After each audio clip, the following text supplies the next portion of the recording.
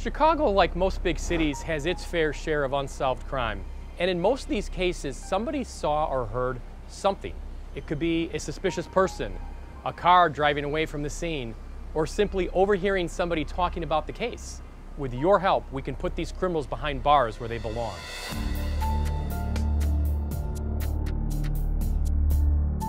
Here in Chicago, we have too many unsolved murders. We need your help.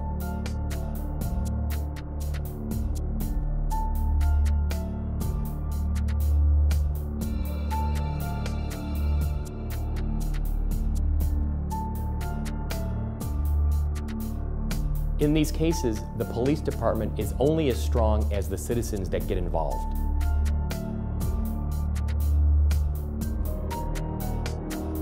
Oftentimes, all the detectives need is a tip, a start. Somebody to call in and say, I saw something. Any little information that you know can be the impetus to solve the entire case.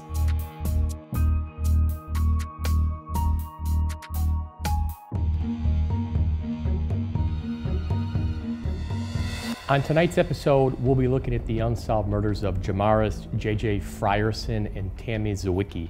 First, we'll take a look at the case of J.J. Frierson. On the night of August 2017, 16-year-old Jamaris met up with some friends. When they got out of a car, a gunman opened fire, hitting all three of them, killing Jamaris. Here's his story. Jamaris was always the kid that loves to smile. He had a gorgeous, beautiful smile. Jamaris was a wonderful grandson. He was just a loving person, and I just always loved him around me. He was the life of the party, always cracking jokes. He was just a good kid. He was so kind, respectable. He always saying, Grandma, I'm gonna take care of you. I say, I would love that, because I see that you will take care of me. You know, he had a lot of potential in himself. Had a good attitude, personality-wise, met a lot of friends, and he was very well liked. Little kids look up to him. He always taking my little other grandkids swimming, playing basketball just like him. Basketball was his #1 hobby. He loved him some basketball. Times that he wouldn't even come home because he wanted to go play basketball. And I'll go out and look for him in Jamaris, where he at, on the basketball court. And he likes to be clean. He always dressing. He's a sharp person. Jamaris loves to shop. He was a gym shoe person, and he was all about his looks, because Jamaris was a ladies' man. So he had to look good for the women, keep his hair brushed, cut. Jamaris was just a regular 16-year-old kid, fun-loving, loved sports, was a bit of a jokester. He was also very protective of his family, in particular his younger cousins. He was just a kind-hearted person. He never was nothing dull about him. You know, he just give you whatever he have when you ask him. If he ain't got but $2, he'll give it to you. For some odd reason, Jamaris wanted to become a truck driver. And he had his mindset on driving trucks, big trucks. He wanted to tour the world. Jamaris was just the love of my life. And to this day, you know, I just can't get over what happened to him. On August 11, 2017, at approximately 3:30 a.m., I was dispatched to the area of the 1100 block of Delaware Street. Upon arrival, I met with officers who advised me that there was one victim on scene who was later identified as Jamaris Frierson.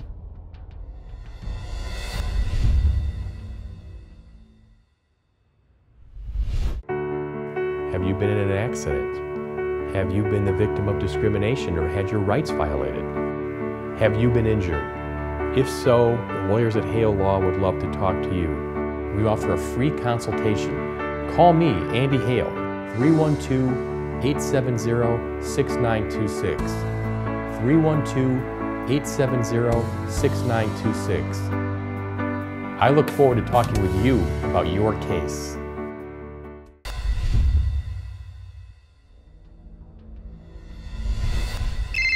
Jamaris had recently visited with his family and then was hanging out with some friends before heading back to school. Later that night, when they exited a vehicle on Delaware Street in Gary, a gunman opened fire, striking all 3 individuals. The last time we really talked is the week before his home passed. He was just saying, "Mom, I can't wait to see you." He was just happy always about coming home. He was at least like 2.5 hours away from where we stayed. And being that I didn't see him before the incident happened, it hurts me a lot. On August 11, 2017, at approximately 3 o'clock in the morning, I was called out to a homicide at the 1100 block of Delaware. When I arrived on scene, I met with officers who advised me that we have 1 decedent that was on the ground, 1 female GSW victim that was already transported to Methodist Hospital, and along with another decedent that was also at Methodist Hospital. From there, we started to canvass the area, see if we can locate cameras, see if there was any witnesses with negative results, but we were able to see that there were several cars damaged in the area.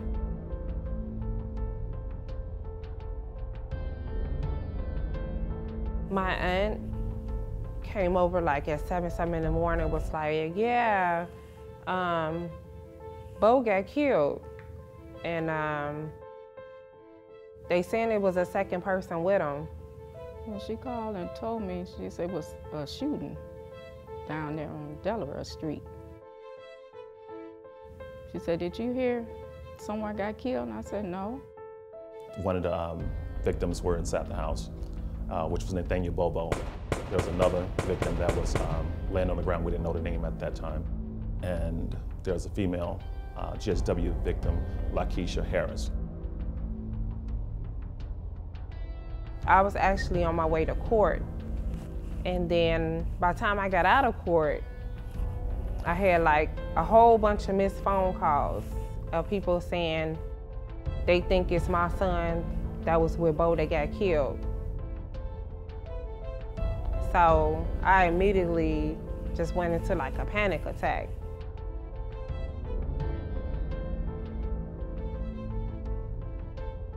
And then I actually went to the scene to find out, because the really messed up part about this is that someone had Facebook Lived it.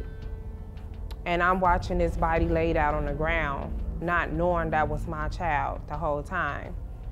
I was on my way coming back from Pittsburgh, and I get this call. And they said, "Did you hear about what happened to Jamaris?" I said, "Did I hear? What you mean?" I said, "Well, it was 2 got shot." And the other one, they said, "JJ." I said, "It couldn't be. I won't believe it." I just remember like when I showed up, they had it blocked off and they wouldn't let no one pass. And then detectives had asked for some information. And then they told me they'd get back with me to let me know if that was actually my son. Once family arrived on scene, we was able to speak with those individuals who had basically advised Jamaris was staying at a relative's house on the block, and he must have met up with some friends later in the morning. And they had told me that my uncle and my cousin had went to go identify the body. And it was said that was my son that was shot and killed. They called me again and said it was JJ. And I almost passed out on the bus. I wanted to holler. That was like the worst day of my life. Like my whole world changed. I couldn't believe it. Didn't know if I was gonna make it or not. You know, sometimes you feel like you can die of a broken heart. I know for sure at the time that he was friends with Nathaniel Bobo. The female that was present didn't know him that well, but she was familiar with him as well. A young woman with Jamaris survived, but Jamaris and his friend Nathaniel were killed by the gunfire. The gunman fled the scene, and a neighbor did call 911 after hearing the shots. The victims were taken to North Lake Methodist Hospital, where they died of their injuries. Based on what I can say at this moment, he was out hanging with some friends. They went to the gas station, from my understanding I heard, They had a little drink, and then they must have put it on Facebook. From my understanding is that someone had made a post on Facebook and said they were outside chilling, and then next thing I know, they said as soon as they got out the car, it was like so many gunshots, and my son was the first one dead on the scene. So whoever I feel that was after the other person was sitting there waiting for them to get out the car. Someone knew they was sitting inside the car. After I heard that, oh, it was so much going through my mind. I just couldn't believe it. That was just too unreal. Never in my life have I ever would have thought that I'll be standing at a crime scene. That's something no one never, and I don't wish that on no one would want to ever experience.